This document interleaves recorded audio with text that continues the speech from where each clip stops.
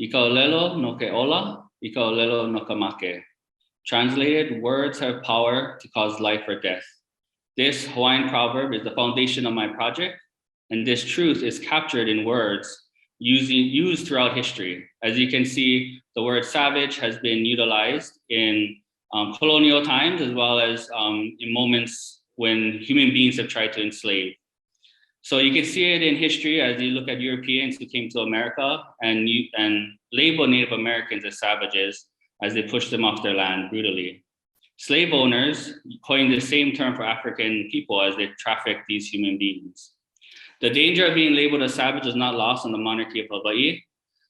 Historian Noinoi Silva reported that in 1840, Hawaiians created their own constitution because of being accused of being savages.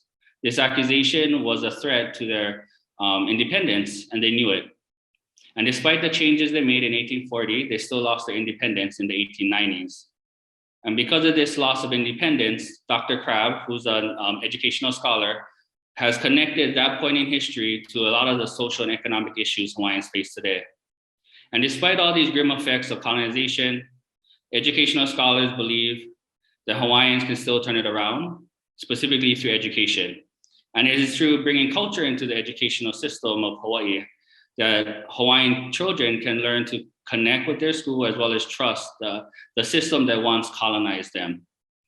Scholars have found that by doing so, motivation and test scores go up in regards to these students. Through culture education, the hope is that economic ills will begin to lift as more Hawaiians see themselves in the classroom. So how do we bring culture in the classroom? I believe it's through the power of words or story. Now we have stories of our ancestors which have served us since the 1890s to keep us afloat as we have gone through colonization. We have language immersion schools that dot across the state. The words of our ancestors still matter, but there is a need for new voices of Hawaiians who still live today. And a culture need not float when we can actually swim. I believe cultural knowledge must be relatable, which is why I'm writing a young adult novel for Native Hawaiian students. In this novel, I hope to bring in culture and history. I hope to bring in my own Hawaiian indigenous lens, which involves writing from my na'au or my gut. It involves utilizing my Native Hawaiian ancestors, both alive and dead, and also utilizing the land as a tool.